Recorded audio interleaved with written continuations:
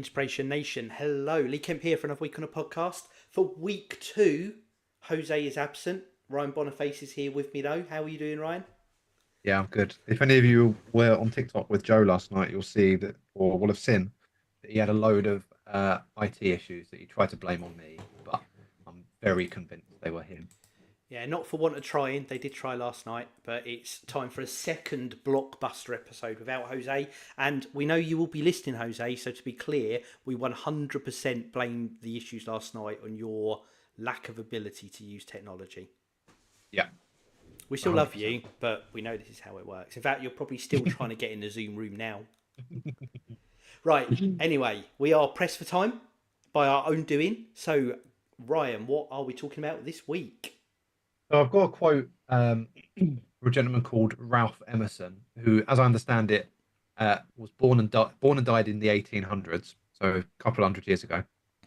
Um, and he's cited with coming up with the following quote, which is, "The only person you are destined to become is the person that you decide to be." And I think the last maybe couple of months now, we've started to have slightly different conversations on the podcast, with a bit more of a reflective tone over how we're all getting maybe a little bit older. Maybe that's me starting to get depressed. I'm about to be 30 in 9 months or so. 30, Um, honestly. but uh, I think we've all taken, especially the last few weeks, we've all taken conversations, or we had conversations that have kind of taken shape from, in the past I'd have thought this, but now I think this, and I think that's another good one to kind of touch on. Yes. And I think as along that vein, when we were, or definitely when I was, um, marginally younger than I am, I would have said that the only person that I'm destined to be is the one that fate decides that I'm going to be, and that I felt that, and I think a lot of people in their 20s probably feel like this, is that they don't need to have a huge amount of control over their life because you just meander your way through. And I do think it's something that comes to people in um, the lateness of their youth, maybe, if that's the nice way to describe your 30s, in that, um, maybe even a bit older, that perhaps, you should have some more control over your life, or you should have had control over your life earlier on, or you should have done this, or you should have done that. And I think it just takes people the opportunity to remind them, or I'd like to take the opportunity to say, to remind people about, taking some control back over um, your life, really. Is there anything that jumps out at you from that? I've got a real interpretation of that quote, and I just don't know how much it aligns with yours or not. And I quite like when they're different, but Mm. where it says you become the person you choose to be,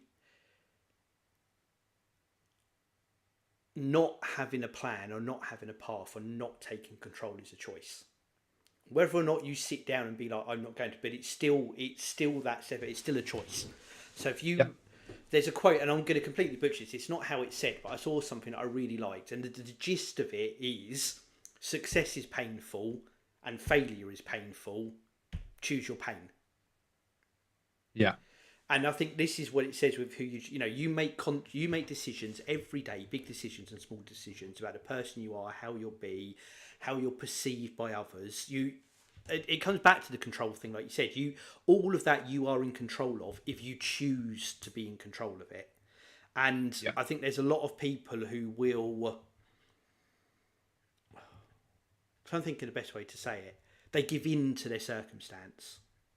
So if someone doesn't like them, well, they're never going to like me. So why do I even bother? That is now, yeah. it's now a given. That's going to happen. They are not going to like you because you've chosen not to try. Now there might be Hmm. umpteen events that have led up to that. I'm not saying that can all be because of the other person. Don't get me. I'm not saying that, but you choose how you respond to that. You choose how you be with that, and you can choose. I am going to make an effort, whatever that looks like. It's not always being nice and smiley. There's a million ways to do that, or you're not going to make an effort. And if you're not going to make an effort, it's a given. That person is never going to like you. If you make an effort, still might go the same way, but it might not. And we had a similar conversation to something like this offline, Ryan, recently. But you stack that. The more you use that mentality in every decision and every choice and every interaction, the more you do start to take that control, and not everything will go exactly as you want. I would say half of everything is aptitude and half is luck. So there's bits you can't control, but focus on what you can and go with it. And again, the decision to not do something, which is quite often the easiest decision, and people justify it to themselves that it's the only one they can make, is still a choice. And that's what that jumps out of that quote to me, is that you're the person you decide to become, and that's either conscious decision, subconscious decision, apathy, whatever that is. You end up where you are. At least 50% of that is because of your mindset and how you've gone with things. Yeah, we talk about stoicism and controlling what you can control on this podcast loads, and that's something that I think we've all got better at as a threesome. That's probably a bit weird. As a troop that we are, I think we've all kind of on our own individual paths as a result of talking about it, you kind of experienced it and developed it in kind of our own ways. And Yeah, there's a lot of, and I've spoken on the podcast before about my "it is what it is" life motto or belief, or whatever words or phrase you want to use to describe it. And I think similarly to kind of what you're saying, there are a lot of people that um, will give up the opportunity to control something in favor of using it as a excuse for not achieving something or not doing something. It's very easy to go, I couldn't really, the XYZ happened, it rained that day, so I couldn't go and do it. And I think you have to take some real ownership of yourself as a person sometimes when those scenarios happen. Like I see on social media all the time, people that are like, fed up of reaching out to people that never reach out back. I always have to call first, always have to do this, that, and the other. And I'm sure all of us have had people like that on their social medias, and I'm sure we all can either resonate or roll our eyes at it. I do, and I think there's a part of me that believes that um, people that say that they're not going to make the effort first anymore are culpable for their relationship with that other person falling down, because somebody somewhere has to make the first move in a yeah, conversation, in a meeting, in a face-to-face discussion. Somebody has to be the instigator, and somebody has to be the responder, the respondee, or whatever the yeah. right phrase to come back with is. And I think if you spend your life, I was going to use a brave phrase, and I am going to do it. If you spend your life being a victim about it, then you're always gonna find a way to you're always gonna find a way for it to be somebody else's fault and not your own. I've probably used quite heavy words there that I think if people listen to it will either heavily agree or disagree with, and perhaps that's the idea of the podcast. But tailoring back to the conversation that we were primarily having, um, the only person you are destined to become is the person you decide to be. As you say, I completely agree with. That's in everything, not just in how other people see you, not just in how you treat other people, not just in how you treat yourself, not just in how other people treat you. It's all of it, and you have more control over it than what you think you do.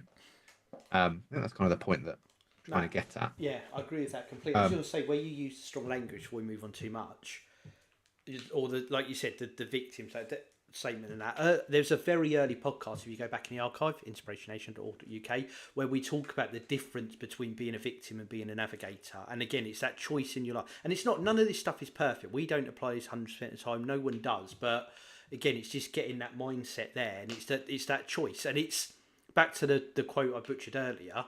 It's easier to be a victim because it takes a lot less yes, effort, but yeah, you feel the consequences of it. That's where the pain comes, because you don't move on, you don't change, you don't develop. Whatever you are a victim of, which is a million different things that can be applied to, mm, you feel the consequence of that through buying into that, and that's where the pain comes. yeah. There's I was gonna success, say, as I put it, fighting against that, doing the hard thing, challenging what it is, confronting yourself that is something you have to deal with. That's the pain of success. It is hard work, most of it mental hard work, but that's where it applies. So I just say I agree spot on with what you're saying, and it is tough, But that's where the hard bit comes to success. You do have to look at yourself, and you do have to challenge yourself. Yeah. Um, oh, I forgot what I was going to say, and I just remembered it. We were touching on. You said there that obviously we don't always get it right ourselves, and I think that's really key to remember and kind of point out in that we come on here every week and we talk about how we try and approach things, but everybody in the world, in every job position, in every personal situation ever, will have a desired outcome and an actual outcome, and very rarely will they align wholeheartedly one to one with each other. And that could be how you approach the conversation or how somebody else does or how you react to how somebody else approaches a conversation or a scenario. And I think I don't want to get it completely wrong, but I think one of the points that we talk about around stoicism and things like that is that you just try to be better each time you're faced with something along that vein. And as long as individuals we try and do that, then you're only making yourself better and hopefully the people around you as well. Um, just have a look at some of my notes on this. Yeah, there's definitely an accountability piece. I don't think so. Um, the idea of the quote reinforces people that success and personal fulfillment come from taking responsibility for one's actions. It encourages a mindset of accountability where your future is shaped by the decisions that you make today.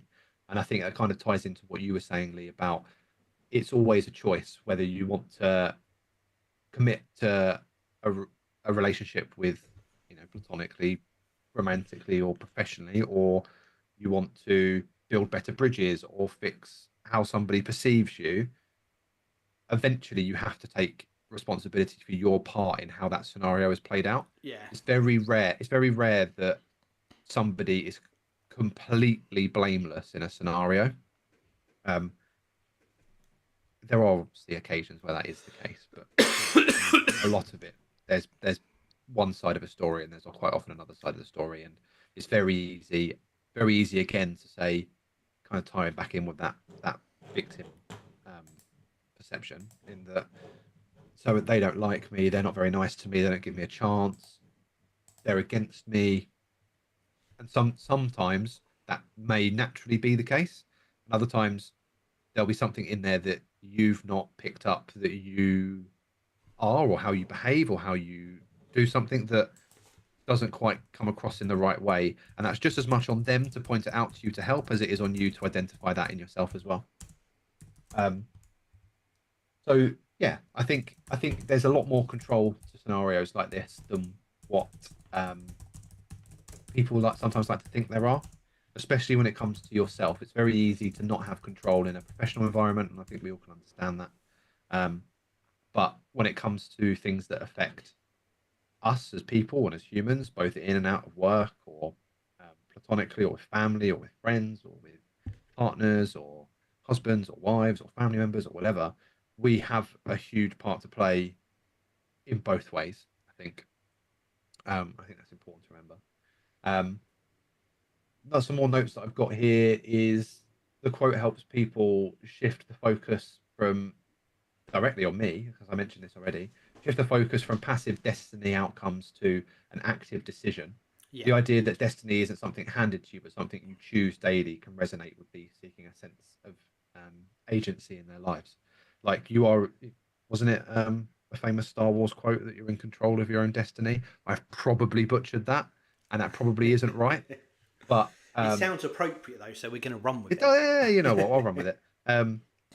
Where you're in control of your own destiny, and that isn't just well, if I start a job here, that means I'll end up here. That's every single day, the time you wake up, the time you get out of bed, how many times you snooze your alarm, uh, how grumpy you are when you wake up, if you can shake that and become happier throughout the day, if you decide to have breakfast or not, if you have an extra coffee, if you decide to take a shower in the morning. All of these things add up in micro micro numbers to the outcome that you will achieve in life, and some will obviously have bigger impact than others.